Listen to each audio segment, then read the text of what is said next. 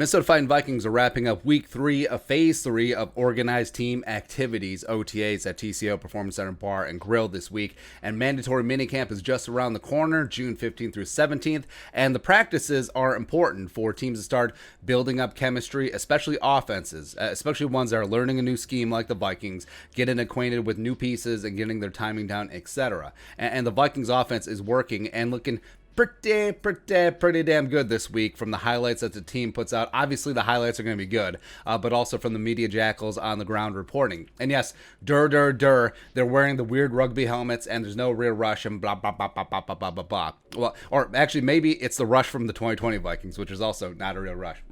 What would you prefer? You want them to look bad, which would not be good, but nah.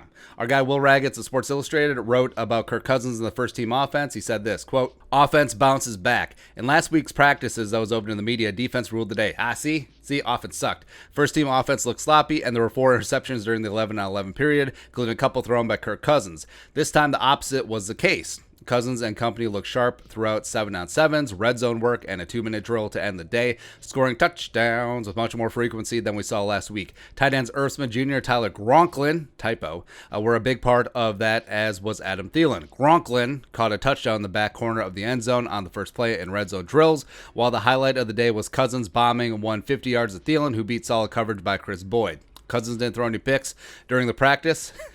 That's high praise. And was dropping balls under tight coverage with fantastic accuracy all day long. We obviously don't know what the offensive line is going to look like until the pads come on, but there are plenty of reasons to be confident in Cousins, Thielen on the tight ends, Dalvin Cook, and Justin Jefferson putting up plenty of points this fall." And yes, this is practice. We talk about practice, man. But this is offensive coordinator Clint Kubiak's first season as the play caller. First time holding that 3x5 card. Every rep matters as he gets a feel for the new role. And yes, the rush is going to be muted. Yes, the offensive line is going to look pretty dang good in these no-contact drills. But it's great to see Cousins continuing chemistry with Jefferson and Thielen, building it up with Irv and Gronklin, who low-key might pop this season as the best tight end duo in the NFL this year. Don't at me.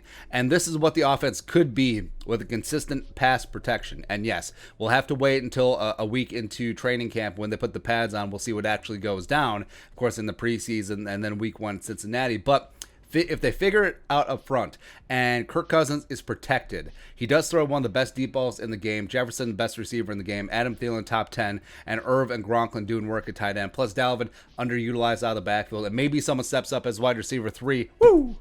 Amazing. And you have this rejuvenated defense that they just bought in free agency, just adding and stacking up veterans, and then this offense putting up 50 a game. Who says no? Who says no to that? Let's get it fired up, man. Beer thoughts. First team offense looking good to OTAs. Let us know in the comments section below. Subscribe for daily Vikings takes. Want to support that work? Post on the Venmo. But until next time, Skol, production value.